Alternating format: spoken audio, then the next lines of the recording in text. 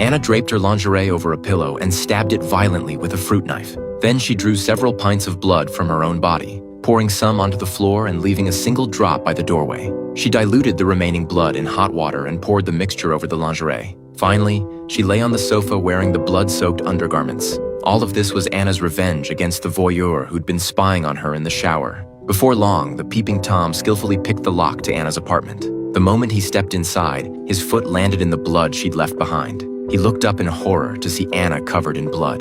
The sight terrified him so badly he wanted to call the police, but remembering his identity as a stalker, he had no choice but to abandon that idea. He could only flee the scene immediately to avoid being implicated in this murder. The instant the man left, Anna sat up with a wicked smile. She'd captured everything on camera, but the current evidence wasn't enough to convict him. So Anna plucked out one of her hairs and placed it next to the blood on the floor, then took another photo. Once she had all the evidence she needed, Anna cleaned up the crime scene. To provide the police with a clue, she deliberately left a drop of blood under the sofa. Then she got in a car and vanished without a trace. The man who'd fled Anna's apartment couldn't stop worrying the police would come knocking. He decided to go back and clean up any traces of his presence. But when he returned to Anna's place, he discovered her body had disappeared from the sofa. He frantically checked the other rooms, but found no trace of the murder scene. The man broke down. The killer must have cleaned up after he left. He would surely be framed as the scapegoat. Sure enough, when he arrived at work the next day, there was an envelope on his desk. Inside was a note. "Did you do it?"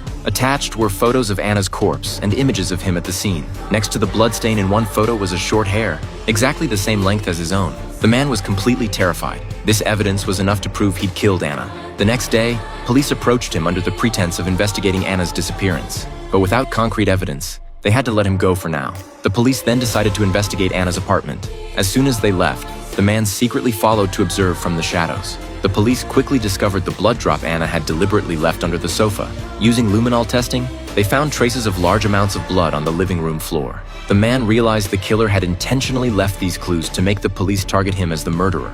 To avoid this fate, he had to find the real killer before the police did. Judging by Anna's gruesome death, the man speculated the killer must have harbored deep hatred for her.